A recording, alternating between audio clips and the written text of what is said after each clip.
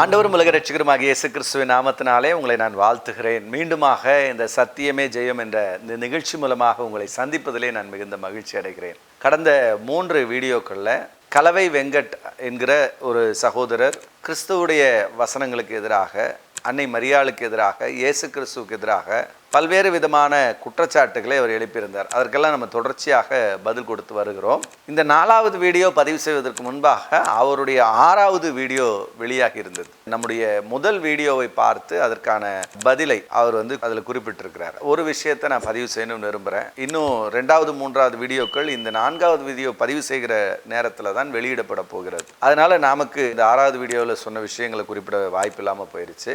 ஆனாலும் இந்த 6வது வீடியோவில் அவர் என்ன சொல்லுகிறார் அப்படின்னு பார்த்தீங்கன்னா, முதலாவது என்னை சாத்தான் என்று சொல்லிவிட்டார்கள். இந்த தமிழ் கிறிஸ்டியன் அப்பாலஜெட்டிக்ஸ் நெட்வொர்க்னு அது யாரோ ஒரு பாஸ்டர் போல இருக்கு. அவர் பாவம் ரொம்ப பொங்கி எழுந்திருக்கார். ஃபுல்லா வசை பாடி ஓகே சாத்தான் கீதான் எல்லாம் நம்மள திட்டி எல்லாம் பண்ணியிருக்கார். அந்த முதல் வீடியோவை நீங்க பார்க்கலாம். அதுல எந்த இடத்துலையுமே அவரை சாத்தான் அப்படின்னு நான் குறிப்பிடவே இல்லை. அவராவே ஒரு பில்டப் கொடுத்துக்கிறாரு அப்படிங்கிறது இதுல இருந்து தெரியுது. மகிமைகள் வாய்ந்த சாத்தான்ஜி என்று என்னை அழைக்க வேண்டும். இவர் நாம சொல்லாத ஒரு வார்த்தையை இவர் எப்பவுமே மற்றவர்களுடைய வாயில இவருடைய வார்த்தையை போடுறது தான் இவருடைய வழக்கமா இருக்குது அப்படிங்கிறது ரொம்ப முக்கியம்.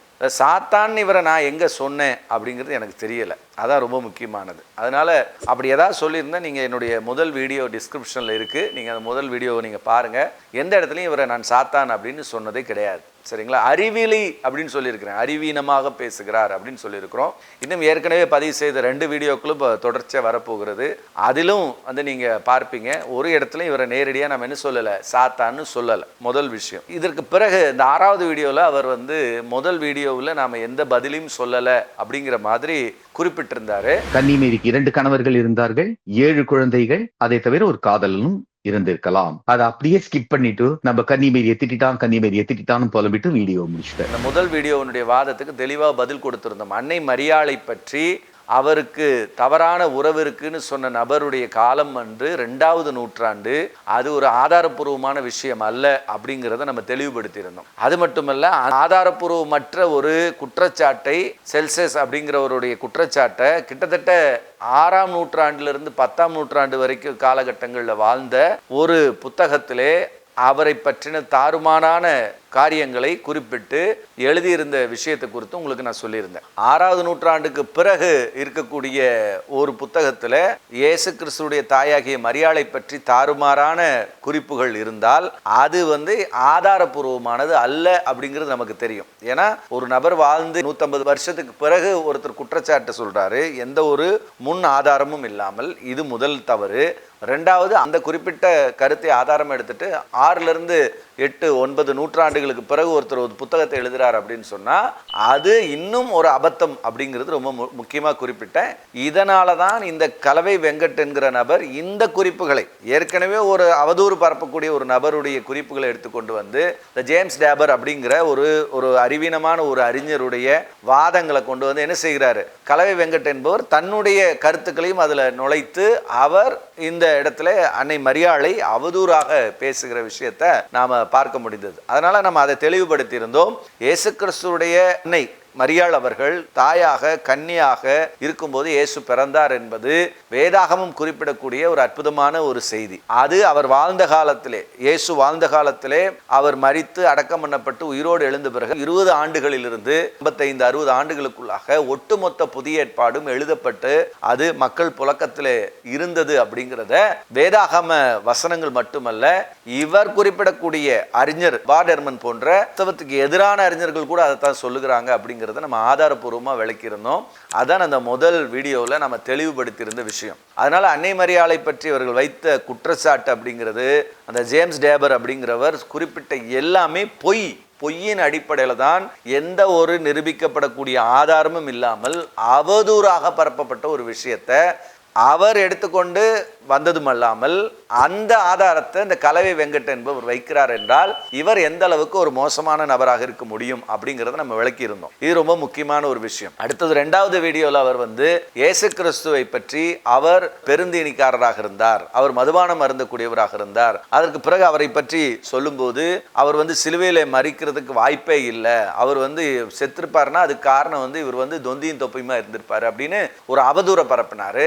அதற்கும் நாம ஆதாரப்பூர்வமா பதில் சொல்லியிருந்தோம். இயேசு அந்த இடத்துல சொன்னது, அவருக்கு எதிரிகள் அவரை பற்றி சொன்னது அது ஒருபோதும் உண்மை அல்ல அப்படிங்கிறத இயேசு குறிப்பிட்டு சொன்னதைத்தான் இவர் எடுத்து என்ன செய்கிறார், மாற்றமாக போதிக்கிறார் அப்படிங்கிறத நம்ம சொல்லியிருந்தோம். அதே போல இயேசு கிறிஸ்து மனநலம் குன்றினவராக இருந்திருப்பார், மனம் பிறழ்வு ஏற்பட்டவராக இருந்திருப்பார்னு ஆக்ஸ்போர்டு பல்கலைக்கழகமே சொல்லிருச்சு அப்படின்னு சொன்னாரு. அதுக்கும் நம்ம பதில் சொல்லியிருந்தோம். அந்த நபர்களுக்கு அறிவியல் அப்படிங்கிறது ஆன்மீகத்தோடு எந்த விதத்திலும் தொடர்பில்லாமல் பார்த்த ஒரு காரணத்தினால அவங்களால இது சரியா புரிந்து கொள்ள முடியல. இந்தியாவில் இருக்கக்கூடிய அவதார புருஷர்களானாலும் நீங்க இந்தியாவில் சொல்லக்கூடிய தத்துவ ஞானிகளானாலும் அவர்களுக்கும் இது போன்ற அனுபவங்கள் இருப்பதாக சொல்லப்பட்டிருக்கிறது.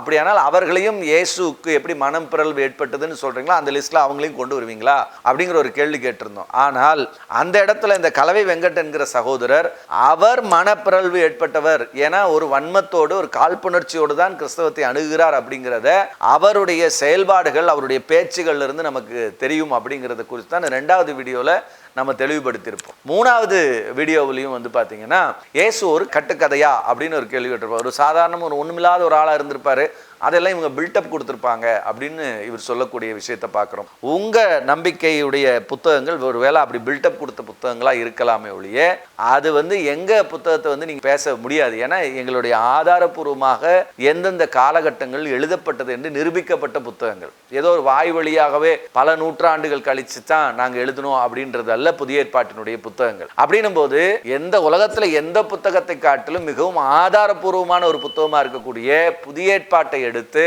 இதை நீங்க விமர்சிப்பீங்க அப்படின்னா உங்களுடைய அத்தனை புத்தகங்களும் ஒரு பக்கத்துல வைத்தாலும் புதிய ஏற்பாடு அதை விட மிக அதிகமான வேல்யூ இருக்கக்கூடிய ஒரு புத்தகமாக மாறும் அப்படிங்கறத நான் உங்களுக்கு சொல்லிக்கிறேன். அதான் ரொம்ப முக்கியமானது. அடுத்தபடியாக 4வது வீடியோவில் வரலாற்றில் இயேசு இருந்திருந்தார்னா அதனுடைய விளைவு என்ன, அவர் சொல்ல வருகிறது என்னன்னா இவர் ஒண்ணுக்கு ஒண்ணு முரண்பாடான கருத்துக்களை தான் ஒவ்வொரு இதுலையும் வைத்து கொண்டு வருகிறார். இயேசு கிறிஸ்து அப்படிங்கிறவர் ஒரு பெரிய பணக்காரரா இருந்திருப்பாரு. முதல்ல வேற வேற மாதிரி பேசினார். இயேசு ஒரு பைத்தியமா இருந்திருப்பாருங்கிற அளவுக்கு பேசினார். 2வது வீடியோவில் இயேசு ஒரு கட்டுக்கதையா இருந்திருப்பாருங்கிற அளவுக்கு பேசினார். இப்ப 3வது வீடியோவில் என்ன சொல்ல வர்றாருன்னா அவர் ஒரு பெரிய ஆளா இருந்திருக்காரு, இயேசு ஒரு பணக்காரரா இருந்திருக்காரு. தால்பியோட் கல்லறை அப்படிங்கிற ஒரு கல்லறையை கண்டுபிடிச்சிருக்காங்க. அந்த கல்லறையை ஆய்வு செஞ்சதுல அது யோசேப்பின் குமாரனாகி இயேசுன்னு போட்டிருக்கு, அதுல மரியாள்னு ஒரு பேர் இருக்கு, அதுல இயேசுவின் மகன் யூதா அப்படின்னு ஒரு பேர் இருக்கு. அது மட்டும் இல்ல அந்த கல்லறையில மரியமே அப்படிங்கிற ஒரு கல்லறை எலும்பு பெட்டியுடைய பேர் இருக்கு அப்படின்னு எல்லாம் சொல்றாரு. இல்ல டிஎன்ஏ எல்லாம் பண்ணி பார்த்துட்டாங்க அப்படின்ற மாதிரி எல்லாம் இவர் ஒரு பில்டப் கொடுக்கிறார். இவர் இது முழுக்க முழுக்க 2007வது ஆண்டுல வந்த ஒரு புத்தகமாக ஆவணப்படமாக எடுக்கப்பட்ட ஒரு விஷயம் தான் இந்த தால்பியோட் கல்லறை அப்படிங்கிற விஷயம். அதாவது பொதுவாகவே மேலை நாடுகளை பொறுத்த வரைக்கும் பார்த்தீங்கன்னா பொதுவாக யார் வேண்டுமானாலும் கிறிஸ்தவத்தை விமர்சனம் பண்ணலாம், அவர்களுக்கு எந்த ஒரு தடையும் கிடையாது. ஆனால் இந்தியாவை பொறுத்த வரைக்கும் இருக்கிறத சொல்றதே பெரிய காரியமா இருக்கும். அப்படி இருக்கும்போது இல்லாததை சொல்றது அப்படிங்கிறது நடைமுறையில சாத்தியம் கிடையாது. இருக்கிற விஷயத்தை விமர்சிக்கிறதுக்கே இங்க முடியாத ஒரு சூழல்கள்லாம் இங்க உருவாகிட்டு இருக்குது. அந்த அளவுக்கு கருத்து சுதந்திரம் அப்படிங்கிறது இங்க ரொம்ப குறைவு. இப்ப இல்லாத ஒரு விஷயத்தை எப்படி சொல்லி விமர்சிக்க முடியும்? இங்க விமர்சிக்க முடியாது. அதனால 2007வது ஆண்டுல இந்த ஆவணப்படம் இந்தியாவில் போடப்படாத காரணம் அதுதான். ஏற்கனவே இருக்கிற விஷயங்களையே இங்க விமர்சிப்பதற்கு அனுமதி இல்லாத போது சமய புத்தகங்கள் இருக்கக்கூடிய விஷயங்களை எடுத்து விமர்சிப்பதற்கு கூட இங்க பெரிய அனுமதி நமக்கு அடிப்படையிலும் கிடைப்பதில்லை. அப்படின்னும் போது இல்லாத ஒரு விஷயத்த, கற்பனையான ஒரு விஷயத்த, இல்ல இது ஆதாரபூர்வமானதுன்னு இவங்களா ஒரு கற்பனையாக துப்பறியும் நாவல் போல இவங்க ஒரு கதையை உருவாக்கி எழுதி அதை சமயத்துக்கு எதிராக பரப்புவது அப்படிங்கிறது உதாரணத்துக்கு மேலை நாடுகள்ல இதெல்லாம் ஒன்றும் ஒரு பெரிய விஷயம் கிடையாது. யார் வேணாலும் என்ன வேணாலும் பேச முடியும் அப்படிங்கிற சுதந்திரத்துல அவங்க செய்கிறாங்க. இது ஒரு ட்ரெண்டிங்காக போகிறதுக்காக, நல்ல பணம் கிடைக்கிறதுக்காக, இது மாதிரி விஷயங்களுக்காக இந்த மாதிரி படங்கள் எடுப்பதோ ஆவணப்படங்கள் எடுப்பதோ அவர்களுடைய வாடிக்கையாக இருக்குது. அதை அது கிறிஸ்தவத்துக்கு எதிர்ன்னு சொன்னால் கேட்கவே வேண்டாமே, ஒரு கூட்டம் போட்டி போட்டுக்கொண்டு உங்களுக்கு என்ன செய்வாங்க, பரப்புவாங்க. அப்ப அப்படிப்பட்ட ஒரு விஷயம் தான் இங்க நடந்தது அப்படிங்கிறது ரொம்ப முக்கியம். இந்த 2007 ஆண்டு இந்த தால்பியோட் கல்லறை அப்படிங்கிறது முழுக்க முழுக்க கிறிஸ்தவத்துக்கு எதிராக ஏதாவது செய்துவிட முடியாதா அப்படிங்கிற ஒரு பெரிய கூட்டம் முயற்சி பண்ண ஒரு விஷயம் தான் இந்த தால்பியோட் கல்லறை. ஏன்னா அந்த கல்லறையில இயேசுவோட எலும்பு கிடைச்சிருச்சு அப்படின்னு சொன்னா கிறிஸ்தவமே இல்லாம போயிடும், காணாம போயிடும், அதை அழிச்சிடலாம் அப்படிங்கிறது ஒரு கூட்ட மக்களுடைய நம்பிக்கையா இருக்கு. ஆனா இதுல ரொம்ப ஜோக் என்னன்னா, இதெல்லாம் ஆதாரபூர்வமற்ற விஷயங்கள் அப்படின்னு அவங்களுக்கு தெரியல. ஏன்னு கேட்டா, இயேசு கிறிஸ்துவனுடைய குடும்பம் அப்படிங்கிறது அது எருசலேமை சேர்ந்தது அல்ல. அந்த குடும்பம் எருசலேம்ல கிடைத்த ஒரு கல்லறை தான் இது இயேசுனுடைய கல்லறை அப்படின்னு சொல்ல வந்தாங்க. ஆனால் இயேசு ஒரு நாசரேத்து ஊர்ல இருந்து வந்த மிக ஏழ்மையான குடும்பத்தை சேர்ந்தவர் அப்படிங்கிறது பைபிளுடைய முக்கியமான பதிவாக இருக்கிறது. ஏன்னா அப்படி ஒரு விஷயம் இருந்திருந்தா பைபிள் அதை ரொம்ப முக்கியமா சொல்லி இருக்கும். அப்ப இயேசுவுக்கு மிக நெருக்கமாக இருக்கக்கூடிய ஆதாரமா இருக்கக்கூடிய வேதாகமாகட்டும், முதல் நூற்றாண்டு கிறிஸ்தவர்களுடைய நம்பிக்கைகளாகட்டும், 2ஆம் நூற்றாண்டு கிறிஸ்தவருடைய நம்பிக்கையாகட்டும், எதுவுமே அப்படி இல்லாத போது புதிதாக இவர்களாக என்ன செய்யறாங்க, கிறிஸ்தவத்தை அழிச்சிறதுக்கு ஏதாவது ஒரு வாய்ப்பு கிடைக்காதா அப்படிங்கிறதுக்காக சில முயற்சிகளை எடுக்கிறாங்க. இதுல ரொம்ப முக்கியமாக அவங்க பயன்படுத்தக்கூடிய இந்த தால்பியோ கல்லறை என்ன இருக்கு அப்படின்னா, அதுல சில எலும்புகள் கிடைக்கிறது. அந்த எலும்புகள்ல யோசேப்பின் மகன் இயேசு அப்படின்னு இருக்கிறதாக முதல் வாதம் வைக்கிறார். இப்போ இதே நபர் தான் என்ன செய்யறாருன்னா, அந்த முதல் வீடியோவை போட்ட போது சொன்னார், மரியாளுக்கு 2 கணவர்கள் இருந்தார்கள், அது இல்லாமல் ஒரு காதலன் இருக்கிறார் என்னெல்லாம் சொன்னாங்க. இது முதல்ல நீங்க புரிஞ்சுக்கணும். கன்னிமேரியின் சொல்லப்படாத கதைகள் அப்படின்னு நம்ம பார்த்துரும். ஆதாரங்களோடு கன்னிமேரி 2 முறை திருமணம் செய்து கொண்டவர். அவருக்கு 7 குழந்தைகளாவது குறைந்தது இருந்தன மற்றும் அவர் அதை தவிர ஒரு காதலருடன் உறவு கொண்டதாகவும் கதை இருக்கிறது. இப்ப இந்த 4வது இதுக்கு வரும்போது கல்லறையில் வேதாகமத்துல என்ன பெயர் இருக்கோ, யோசேப்பின் மகன் இயேசு அப்படிங்கிற இடத்துக்கு நிக்கிறாங்க. அப்ப மறுபடியும் பைபிளுக்கு தான் திரும்பி போறாங்க. ஆனால் இந்த யோசேப்பின் மகன் இயேசு அப்படிங்கிற விஷயம், இந்த குறிப்பிட்ட தகப்பன் பிள்ளை அப்படிங்கிறது இயேசு கிறிஸ்துவுக்கு மட்டுமே உரியதல்ல. இயேசு வாழ்ந்த காலத்துல அந்த நூற்றாண்டுகள்ல ஒரு 1000 பேருக்கு மேலேயே அது மாதிரி இருப்பாங்க. அதே மாதிரி மரியாள் அப்படிங்கிற பெயர் ஒரு 21% மேல மரியாள் என்கிற பெயர் அங்க பொதுவான பெயர் யூதர்கள் மத்தியில. அப்போ இதெல்லாம் சாதாரணமாக யூதா என்கிற பெயர் சாதாரணமாக பலருக்கும் இருக்கக்கூடிய பெயர். இந்த மத்தியா அப்படிங்கிற பெயர், இதெல்லாம் அந்த கல்லறையில் கிடைத்த பெயர்கள். இவைகள் எல்லாம் ஒரு பொதுவான பெயர்கள். மரியமே அப்படிங்கிற ஒரு பெயர்ல ஒரு பெயர் இருக்கிறது. அந்த பெயர்ல ஒரு பெண்மணியுடைய எலும்பு இருக்குது. அந்த பெண்மணியை உடனே இவர்களாக என்ன கற்பனை செய்தார்கள் அப்படின்னா, மரியமே என்கிறது மகதலேனா மரியாள் அப்படின்னு இவங்களா கற்பனை செஞ்சுக்கிட்டாங்க. இது எங்கேயாவது ஒரு இடத்துலயாவது வேதாகமத்திலேயோ அல்ல வேதாகமத்துக்கு பிறகு இருக்கக்கூடிய புத்தகங்களையும் எங்கேயாவது ஒரு இடத்துல மரியமே என்று மகதலேனா மரியாள் அழைக்கப்பட்டாங்களான்னா எங்கேயுமே அழைக்கப்படலை அப்படிங்கிறது ரொம்ப முக்கியமான ஒரு செய்தி. அப்ப இங்க ரொம்ப கவனமா பார்க்க வேண்டியது, முதல் வீடியோவில் மரியாளுக்கு 2 கணவர்கள் இருந்தார்கள் அப்படின்னு சொல்லிட்டு, ஒரு காதலன் இருந்தாருன்னு சொல்லிட்டு இவ்வளவு தவறான விஷயங்களை பரப்பிட்டு 4வது வீடியோவுக்கு வரும்போது ஆதாரபூர்வமா கண்டுபிடிச்சிட்டாங்க, யோசேப்பினுடைய மகன் தான் இயேசு, மரியாளும் அந்த கல்லறையில் இருந்தாங்க, அது இயேசுனுடைய குடும்ப கல்லறை அப்படின்னு சொல்றது முன்னாடி சொன்ன எல்லா வாதத்துக்கும் அடிபட்டு போகுது இல்லையா? 99.83% இது இயேசுடைய குடும்ப கல்லறையாகத்தான் இருக்க வேண்டும் என்று நிலைநாட்டுகிறார்கள். இயேசு பிறந்ததுக்கு பிறகு யோசேப்புக்கு பிறகு மரியாளுக்கு வேறொரு கணவன் இருந்திருந்தால் இன்றைக்கு அவைகள் நிரூபிக்கப்பட்டிருக்கும்ல. அந்த கல்லறையில் எப்படி யோசேப்போடு கூட மரியாளுடைய எலும்பு இருந்திருக்கும், வேற ஒரு ஆணுடைய எலும்பும் இருந்திருக்கும்ல. அப்ப அது இன்னொரு கணவன் இருந்திருப்பார்ல. அப்ப இது எல்லாமே இவர்களுடைய பொய்யான மாயை தோற்றங்கள் அப்படிங்கிறத நம்ம புரிஞ்சுக்கிறோம். ஏன் அப்படின்னா இது ஒரு காமனான பேர்.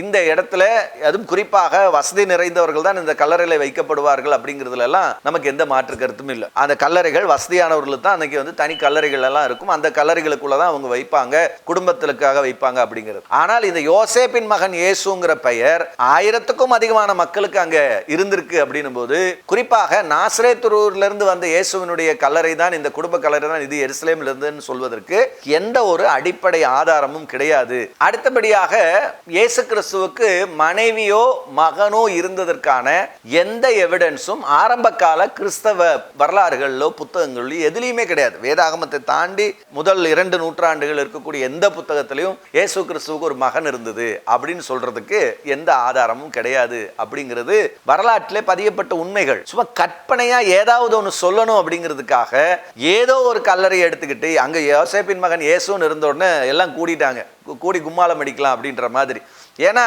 இவங்களுக்கு ஏதாவது ஒரு வழியில கிறிஸ்தவத்துக்கு எதிராக பேசணுமே, இயேசு கிறிஸ்துவோட உயிர்த்தெழுதலுக்கு எதிராக பேசணுமே அப்படிங்கிறதுக்கு ஒரு ஆதாரமாக அதை பயன்படுத்த முயற்சி செய்தார்கள்.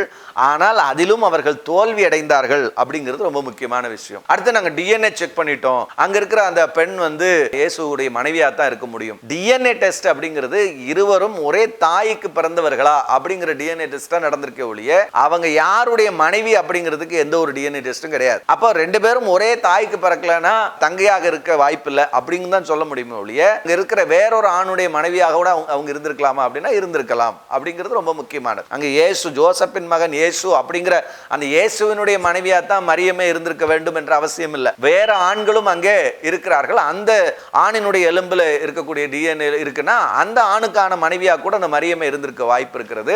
அதனால இதை வச்சுக்கிட்டு என்னது இயேசுவுக்கு திருமணம் ஆயிடுச்சு, இயேசுவுக்கு குழந்தை பிறந்துருச்சுன்னு சொல்றது ஒரு அப்பட்டமான ஒரு அறிவீனம் அப்படிங்கிறது ரொம்ப முக்கியமானது. இதுல கலவை வெங்கட்டி ஏன் கவலைப்படுறாரு அப்படின்னு தெரியல. ஏன்னா அவருக்கு சாமிக்கு பூமியில குழந்தை பிறக்கிறது ஒன்றும் அவருடைய வரலாற்றில் ஒன்றும் புதுசு கிடையாது.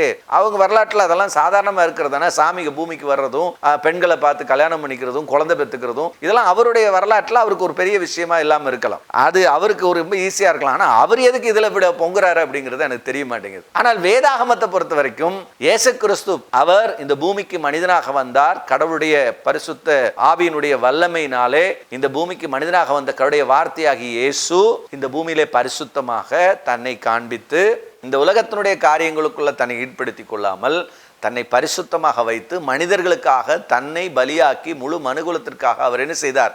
தன்னை பலியாக்கினார். அப்படிங்கிறது தான் வேதாகமும் போதிக்கக்கூடிய சத்தியமா இருக்கு. அதனால பரிசுத்தராகி இயேசு கிறிஸ்துவை நீங்க உங்க இஷ்டத்துக்கும் அவரை இங்க ஒரு பெண்ணை பார்த்து அவர் திருமணம் செய்து குடும்ப வாழ்க்கையில நடத்தி குழந்தை பெற்றுக்கிட்டு அது இன்னொரு குட்டி சாமி ஆகிறத வேலையெல்லாம் வேதாகம வசனத்தின் அடிப்படையில வாய்ப்பில்லை அப்படிங்கிறத கலவை வெங்கட் அவர்களுக்கு நான் தெளிவாக சொல்லிக்கொள்ள விரும்புகிறேன். அடுத்தபடியாக மிக முக்கியமாக நல்லா புரிந்து கொள்ள வேண்டும், இந்த தால்பியோத் கல்லறையில இயேசுவினுடைய எலும்பு இருக்கிறது அப்படின்னு ஒரு காரியத்தை அவர் சொன்னார். ரெண்டு விஷயத்தை இதுல சொல்றார். ஒன்னு, சிலுவையில் அறையப்பட்டவர்களை பாடி எல்லாம் கொடுக்க மாட்டாங்க, அதெல்லாம் தூக்கி எரிஞ்சிருவாங்க, அதெல்லாம் நாய்களுக்கு தின்றும் அப்படியெல்லாம் போயிரும் அப்படிங்கிறது இவருடைய முதல் வாதம். அதுக்கு நான் உங்களுக்கு ரெண்டாவது பதில் சொல்றேன். ரெண்டாவது, இயேசு கிறிஸ்துவுடைய உடல் தான் இங்க வைக்கப்பட்டது அப்படின்னு இவர் ஒரு ஆதாரம் சொல்லுகிறார் இல்லையா? இந்த ஆதாரம் அடிப்படையிலேயே எவ்வளவு பொய்யானது அப்படிங்கிறத நான் உங்களுக்கு நிரூபிக்க விரும்புகிறேன். மிக குறிப்பாக இயேசு கிறிஸ்து மரித்தார், அடக்கம் பண்ணப்பட்டார், உயிரோடு எழுந்தார் அப்படிங்கிற நம்பிக்கை நான் ஏற்கனவே உங்களுக்கு வீடியோவில் சொல்லியிருக்கிறேன். 1 கொரிந்தியர் 15வது அதிகாரத்தில் இந்த 3வது வசனத்திலிருந்து 7வது வசனத்தில் வரைக்கும் இருக்கக்கூடிய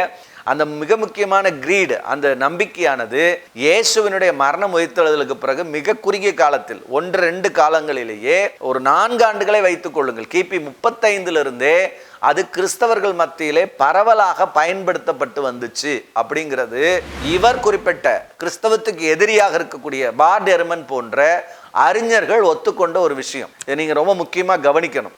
மிக முக்கியமான அடிப்படை நம்பிக்கை, இயேசுவை பற்றிய அடிப்படை நம்பிக்கை, அவர் மரித்தார், அடக்கம் பண்ணப்பட்டார், உயிரோடு எழுந்தார் அப்படிங்கிற நம்பிக்கையும், அவரை நாங்கள் உயிரோடு பார்த்தோங்கிற நம்பிக்கையும் ஏதோ 30 வருஷம் 50 வருஷத்துக்கு பிறகு வந்ததல்ல. இயேசு மரித்து அடக்கம் பண்ணப்பட்டு அந்த சில ஆண்டுகளிலேயே, ஓரிரு ஆண்டுகளிலேயே அதை சபையாக அந்த கிரீடை அவங்க நம்பிக்கையோடு சொல்ல ஆரம்பித்திருந்திருக்கிறார்கள். அவங்க சொல்லியிருக்கிறாங்க, நாங்கள் பார்த்தோம் அப்படின்னு சொல்லியிருக்கிறாங்க. அப்படிங்கிறதுக்கு மிக முக்கியமான ஆதாரமாக கிபி 50லேருந்து 52 எழுதப்பட்ட அப்போஸ்தலனாகிய பவுலுடைய நிருபங்கள் நமக்கு நிரூபிக்கின்றன. அவர் மூலமாக எழுதப்பட்ட அந்த நிருபத்திலிருந்து கிறிஸ்தவர்களுக்குள்ளாக அவர் அந்த எழுதப்பட்ட காலத்துக்கும் 20 ஆண்டுகளுக்கு முன்பாக, மிக குறைந்த ஆண்டுகளுக்கு முன்பாகவே அது சபைகள் தோறும் பரப்பப்பட்டு வந்த நம்பிக்கை அப்படிங்கிறது தெளிவாக தெரிகிறது. அப்ப யூதர்கள் எதிரிகள் அங்கே வாழ்கிறார்கள். மிக முக்கியமாக இவர்கள் உயிர்த்தெழுந்தார் என்று நம்புகிறார்கள், இயேசு உயிர்த்தெழுந்தார் என்று நம்புகிறார்கள். எருசலேம் என்கிற ஒரு பகுதியில யூதர்களுக்கு மிக முக்கியமான நகரம். அந்த நகரத்துல ஒரு பணக்கார கல்லறையில இயேசுவினுடைய உடல் இருக்குமானால் அதை காண்பித்து இந்த கிறிஸ்தவர்களுடைய நம்பிக்கை தவறானது என்று நிரூபிப்பதற்கு யூத அறிஞர்களுக்கும் யூத தலைவர்களுக்கும் எவ்வளவு நேரமாயிருக்கும் என்பதை சிந்தித்து பார்க்கணும். இது அடிப்படையிலேயே பொய்யானது. ஏன்னா யூத அறிஞர்களும் யூத தலைவர்களும் என்ன சொன்னாங்க அப்படின்னா, இவங்க சீசர்கள் திருடிட்டு போயிட்டாங்க அப்படின்னு தான் சொன்னாங்களே ஒழிய அவங்க என்ன சொல்லலை, இல்லை இருக்குது, இந்த போன இங்கே தான் இருக்குது அப்படின்னு அவங்க காமிக்க முடியலை. அப்போ இதுவே ஒரு அடிப்படையிலே பல 100 ஆண்டுகளுக்கு பிறகு, பல்லாயிரம் ஆண்டுகளுக்கு பிறகு, கிட்டத்தட்ட 2000 ஆண்டுகளுக்கு பிறகு இந்நேத்து முந்தா நேத்து வந்தவங்க வந்துட்டு இயேசுவோட கலர் அதுதான் அப்படின்னு நாங்கள் கண்டுபிடிச்சிட்டோம், இயேசுவோட உடம்பை கண்டுபிடிச்சிட்டோம் அப்படிங்கிறது எவ்வளவு ஒரு அறிவீனமான வாதம் அப்படிங்கிறத நாம சிந்திச்சு பார்க்கணும். இது முதல் விஷயம். இரண்டாவது ரொம்ப முக்கியமான விஷயம் என்னன்னா, சிலுவையில் அறையப்பட்டவங்களெல்லாம் இவங்க நம்புற மாதிரியெல்லாம் கொடுக்க மாட்டாங்க, அதெல்லாம் தூக்கி வீசிடுவாங்க, அங்க வந்து நாய் சாப்பிட்டு போயிடும், இதுதான் அறிஞர்கள் சொல்லுவாங்க அப்படிலாம் சொல்றாரு. இரண்டாவது, அவர் சிலுவையில் அடிக்கப்பட்டிருக்கவே முடியாது. ஏனென்றால் சிலுவையில் அடித்திருந்தால் அவருடைய சடலத்தை அவருடைய குடும்பத்துக்கு கொடுத்திருக்க மாட்டார்கள், புதையெல்லாம் நடந்திருக்காது, தூக்கி ஒரு குழியில் எறிந்திருப்பார்கள், அப்புறம் மண்ணை போட்டு மூடிட்டு போயிருப்பார்கள், அவ்வளவுதான். இதுவும் ரொம்ப தவறான ஒரு வாதம். இது ஒரு பொதுவான விஷயத்த சொல்றாரு. இயேசு கிறிஸ்துவனுடைய அந்த இறந்த உடலை கேட்டவர் யார் அப்படின்னு பாத்தீங்கன்னா, அரிமத்தியூரானாகி யோசேப்பு அப்படிங்கிற ஒரு மிகப்பெரிய செல்வந்தன். இவர் யூதர்களுக்குள்ளே மதிப்பு மிக்கவர். அது மட்டுமல்ல, ஏற்கனவே நிக்கோதேமு என்கிற யூத அறிஞர், யூத ரபி, அவர் இயேசுனுடைய சீடராக, மறைமுக சீடராக இருக்கிறார். இவர்களெல்லாம் தங்களுடைய இன்ஃப்ளூயன்ஸை பயன்படுத்தி தான் என்ன செய்யறாங்க, இயேசுனுடைய அந்த உடலை பெற்றுக்கொள்ளுகிறார்கள் அப்படிங்கிறது ரொம்ப முக்கியமானது. சாதாரணமாக இயேசுனுடைய உடல் அனாதை போலவோ அல்லது யாரும் கேட்பாரற்றோ அங்கே கிடக்கல. இயேசுனுடைய மிக முக்கியமான சீடர்களாக இருக்கக்கூடிய யோசேப், அரிமத்தூரானாகிய யோசேப்பு என்கிற ஒரு மிகப்பெரிய செல்வந்தன், யூதர்களிடையே மதிப்பு மிக்க ஒரு மனிதன், தன்னுடைய கல்லறையை, எருசலேமிலே அவருக்கு இருந்த தன்னுடைய கல்லறையை அவர் என்ன செய்கிறார், இயேசுவுக்கு உடலை வைக்கிறதுக்கு கொடுக்கிறார் அப்படிங்கிறது ரொம்ப முக்கியமான ஒரு செய்தி. இங்க நீங்க நல்லா கவனிக்க வேண்டியது, அங்கே நம்ம ஏற்கனவே சொன்னோம், நிக்கோதேமு ஒரு யூத ரபி, அவர் இயேசுனுடைய சீடராக இருக்கிறார், அவர் இயேசுனுடைய மறைமுக சீடராக அவர் வாழ்ந்திருக்கிறார் அப்படிங்கிறதும் நமக்கு வேதாகம வரலாற்றிலிருந்து நம்ம புரிந்து கொள்கிறோம். இவர்கள் எல்லாம் யூதர்கள் நடுவிலே மிக பிரசித்தி பெற்றவர்களாக, புகழ்பெற்ற மனிதர்களாக இருக்கும்போது அவர்கள் தங்களுடைய இன்ஃப்ளூயன்ஸை, தங்களுடைய அந்த மரியாதையை பயன்படுத்தி இயேசுனுடைய உடலை அவர்கள் பெற்றுக்கொண்டார்கள் அப்படிங்கிறது தான் ரொம்ப முக்கியமான ஒரு செய்தி. இது வேதாகமத்திலே பதிவு செய்யப்பட்டிருக்கிறது. அப்போ இது போன்ற இன்ஃப்ளூயன்ஸோட இப்படிப்பட்ட காரியங்களோட சிலர் கேட்டா உடல் கொடுக்கப்படுமானா அதுக்கு ஆதாரமும் இருக்கிறது. ஏன்னா 1968 ஒரு கல்லறை கண்டுபிடிக்கப்படுது எருசலேம்ல. அது ஒரு யோகன்னன் அப்படின்னு சொல்லப்பட்ட ஒரு சிலுவையில் அறையப்பட்ட மனிதனுடைய கால் எலும்புகளில் ஊடாக ஆணிகள் பாய்ந்த அந்த உடலினுடைய எலும்புக்கூடுகள் இன்றைக்கு தொல்லியல் ஆராய்ச்சியாளர்களால் கண்டுபிடிக்கப்பட்டிருக்கிறது. எவ்வளவு முக்கியமான ஒரு செய்தி பாருங்க. ஒரு சிலையில் அறையப்பட்டவர் வந்து நாய்க்கு தான் வீசப்படுவாரு, குழியில வீசிடுவாங்க, நாயெல்லாம் சாப்பிட்டு போரும், கழுகு சாப்பிட்டு போயிடும், அதெல்லாம் உயிரெல்லாம் கிடைக்காது, உடல்லாம் கிடைக்காது, கிறிஸ்தவங்க நம்புற மாதிரிலாம் கிடையாதுன்னு சொல்றாரு இல்லையா. இதற்கு மாற்றமாகவே இன்றைக்கு ஆதாரம் நமக்கு கிடைத்திருக்கிறதுங்கிறது தான் ரொம்ப முக்கியமானது. அப்ப இந்த 1968 கிடைத்த யோகன்னன் அப்படிங்கிறவருடைய எலும்புக்கூடுகள்ல சிலுவையில் அறையப்பட்டவர்களுடைய உடலும் பெற்றுக்கொண்டு அவர்கள் தங்களுடைய சொந்த கல்லறைகளில் அடக்கம் பண்ணப்பட முடியும் அப்படிங்கிறதுக்கு ஒரு மிகப்பெரிய ஆதாரமாக இருக்கிறது அப்படிங்கிறது ரொம்ப முக்கியமான ஒரு செய்தி. ரொம்ப முக்கியமாக நம்ம புரிந்து கொள்ள வேண்டியது என்னன்னா, அந்த கலவை வெங்கட் அப்படிங்கிறவர் வந்து அவருக்கு இருக்கக்கூடிய ஒரு பெரிய பிரச்சனை என்னன்னா, முன்னுக்கு பின்னு முரணா பேசுவாரு. ஒரு ஆதாரம் ஒன்று தூக்கிட்டு வருவாரு, ஆனா அவர் என்ன சொன்னாரோ அதுக்கு மாற்றமாவே அவர் வாயில ஒன்று போட்டு இவர் பேசுவாரு. நாம வெளியிட்ட வீடியோலயே அவர் ஒரு இடத்துல நாம சாத்தான்னு சொல்லல, ஆனா அவராகவே என்ன சொல்லிக்கிறாரு, என்னை சாத்தான் சொல்லிக்கிட்டார், என்னை நீங்கள் சாத்தான் ஜி என்று அழையுங்கள் அப்படிங்கிறார். ஓகே ஜி, உங்களை நான் நீங்கள் எப்படி சொல்லுகிறீர்களோ அப்படியே அழைக்கிறேன் ஜி அப்படிங்கிறது தான் ரொம்ப முக்கியமானது. ஏன்னா இவருக்கு ஆசை இருக்குன்னா அது சாத்தான்ஜின்னு எழுதிக்கணும்னா அவர் பேரை சாத்தான்ஜின்னு மாத்திக்கலாம், அது நமக்கு ஒரு பிரச்சனையும் கிடையாது. நாம சொல்லாத ஒரு விஷயத்தை நம்ம வாயில அவர் போட்டு எடுக்கிறது அப்படிங்கிறது ரொம்ப தவறான ஒரு விஷயம். இது இந்த கலவை வெங்கட் அவர்களுடைய பொய்யான முகமூடிய மறுபடியும் மறுபடியும் என்ன செய்து கொண்டிருக்கிறது, கிழித்து கொண்டிருக்கிறது என்பது ரொம்ப முக்கியமானது. பைபிளுடைய ஆதாரம் என்பது ரொம்ப ஆத்தென்டிசிட்டியானது. இயேசு கிறிஸ்துவனுடைய மிக முக்கியமான சீஷர்கள் அவர்களுடைய காலங்களிலிருந்து மிக நெருக்கமான காலங்களிலேயே இந்த வேதாகமம் அப்படிங்கிறது பதிவு செய்யப்பட்ட உண்மை அப்படிங்கிறது ரொம்ப முக்கியமானது. அதனால இந்த விஷயங்களை எந்த ஒரு அறிஞராக இருந்தாலும், அவர் என்ன பார்டர்மன் போன்றவர்கள் இப்ப இவர்கள் கிளைம் பண்ற காலத்தை விட 30 வருஷம் தாண்டி 20 வருஷம் தாண்டிங்கிறார், அவ்வளவுதானே ஒழிய இது எழுதப்படவே இல்லை அப்படின்னு சொல்லலை. அவர் இயற்கைக்கு அப்பாற்பட்ட விஷயங்களை அவர் நம்புறது இல்லை. இப்போ அற்புதங்களை இயேசு செய்தார்னா அவர் நம்பல, இயேசு வந்து உயிரோடு எழுந்தார் அப்படின்னா அவர் நம்பல, அதெல்லாம் எழுதப்பட்ட ஒரு கதைகள் அப்படின்னு அவர் நம்புறார். இது அவருடைய நம்பிக்கை, இது அறிவியல் பூர்வமாக நம்பக்கூடியவர்களுடைய நம்பிக்கை. இது வந்து இயேசு உயிர் தெழுந்தது எல்லா சயின்ஸ் படி சயின்டிஸ்ட் எல்லாம் நம்பணும் அப்படிங்கிற அவசியம் நமக்கு கிடையாது. இதுதான் ஃபெய்த்துங்கிறோம். ஆனா அதே நேரத்தில் இயேசு ஒரு வாழ்ந்த நபர் அப்படிங்கிறதும், இயேசு மரித்தார், அடக்கம் பண்ணப்பட்டார், உயிரோடு எழுந்தார் என்கிற நம்பிக்கை ஆரம்ப காலம் தொடங்கி, இயேசு மரித்து அடக்கம் பண்ணப்பட்ட உயிரோடு எழுந்த அந்த காலம் தொடங்கி அவர் நாட்களை வாழ்ந்த அனைத்து கிறிஸ்தவ மக்களுக்கும் இந்த நம்பிக்கை இருந்தது அப்படிங்கிறத மிக தெளிவாகவே வேதாகமம் பதிவு செய்திருக்கிறது. அதை வரலாற்று ஆசிரியர்களும் வரலாற்று அறிஞர்களும் என்ன செய்திருக்காங்க, உறுதிப்படுத்தி இருக்கிறார்கள் அப்படிங்கிறது ரொம்ப முக்கியமானது. இப்போ கலவை வெங்கட்டுக்கு நம்ம ஒரு கேள்வி வைக்கிறோம். என்ன அப்படின்னா, இதே மாதிரி உங்களுடைய வேதங்களை நாம் எடுத்து ஆராய்ச்சி செய்வோமா அப்படிங்கிற ஒரு சவால். உங்களுக்கு முடியும் அப்படின்னா நீங்கள் ஒரு 10 வேதங்களை சொல்லுங்கள், உங்களுடைய வேத புத்தகங்களை சொல்லுங்கள். உங்களுக்கு இருக்கக்கூடிய வேத புத்தகங்களை இதே மாதிரி ஒரு ஆராய்ச்சி பண்ணுவோம். அது எழுதப்பட்ட காலம் என்ன, அதனுடைய மூலப்பிரதி எப்போ இருக்குது, அதை யார் எழுதுனது, அது எங்கே எழுதுனது, அதில் சொல்லப்பட்ட கதைகள் உண்மையா, அதில் சொல்லப்பட்ட கதைகளுடைய உண்மையான காரியம் என்ன அப்படிங்கிறத நம்ம எடுத்து பார்ப்போம். நம்ம அதுக்கு தயாராக இருக்கிறோம். ஒருவேளை நீங்கள் நேரடியாக வரலன்னா கூட பரவாயில்ல, ஆன்லைனில் கூட நம்ம அதை பற்றி பேசுவோம். நான் உங்களுக்கு சவாலாகவே விடுகிறேன். வேதாகமத்தையும் இயேசு கிறிஸ்துவை பற்றியும் நீங்கள் விமர்சிக்கிறதுக்கு உங்களுக்கு முடியும்னா உங்களால் உங்களுடைய வேதத்தையும் உங்களுடைய நம்பிக்கையும் நீங்கள் நிலைநிறுத்துவதற்கு, ஒத்துக்கொள்வதற்கு, அல்லது அது உண்மை, இதை விட அது ரொம்ப சூப்பரு, பெட்டருன்னு சொல்கிறதுக்கு உங்களால் முடியும்னா உங்களோடு விவாதிப்பதற்கு நேரடியாகவே நாங்கள் சவால் விடுகிறோம். உங்களால் முடியும்னா இந்த கதையெல்லாம் விட்டுட்டு, கப்ஸாலாம் விட்டுட்டு என்ன செய்யக்கூடாது, நான் அந்த இது வைப்பேன், இந்த இது வைப்பேன்னா உங்களுக்கான சவால்களையும் நாங்கள் நிறைய வச்சுருக்குறோம். அந்த சவாலெல்லாம் எடுத்து பின்னாடி நான் உங்களுக்கு ஒவ்வொன்றா போடுறேன், என்னென்ன சவாலெல்லாம் உங்களுக்கு வைக்கலாம் அப்படின்னு. இது எதுக்குன்னு கேட்டிங்கன்னா, நம்ம சவால் விட்டுக்கிட்டே போனால் தப்பிக்கிறது. இந்த வாதங்களில் திசை திருப்புவது. நாம் அந்த தப்பிக்கிற விஷயத்தை விட்டுருவோம். நீங்கள் உண்மையான இந்துவாக இருக்கணுங்கிற கூட அவசியம் கிடையாது, நான் ஒரு உண்மையான கிறிஸ்டியனாக இருக்கணுங்கிற கூட அவசியம் கிடையாது. ஆனால் நான் கிறிஸ்தவம் உண்மை அப்படின்னு நான் சொல்கிறேன். நான் உண்மைன்றதை விட கிறிஸ்தவம் உண்மைன்னு நான் சொல்கிறேன். நீங்கள் உண்மையான இந்துவாக இல்லைன்னா கூட பரவாயில்ல, நீங்கள் நம்பினா உங்களுடைய வேதங்களையும் புராணங்களையும் நீங்கள் எடுத்துக்கிட்டு வாங்க. நாங்கள் பைபிளை எடுத்துக்கிட்டு வர்றோம், உட்காந்து பேசுவோம். எது ஆதாரபூர்வமானது, எது மூலப்பிரதி இருக்கக்கூடியது, எது நடந்தது, எது நடக்க சாத்தியம் இல்லாதது, எது அறம் சார்ந்தது, எது அறம் சாராதது என்பதை பிரித்து மேய்ஞ்சு பார்த்துருவோம். எந்த பிரச்சனையும் கிடையாது, எல்லாத்தையும் நம்ம உட்காந்து பேசுவோம். நமக்கு எந்த பிரச்சனையும் இல்லை.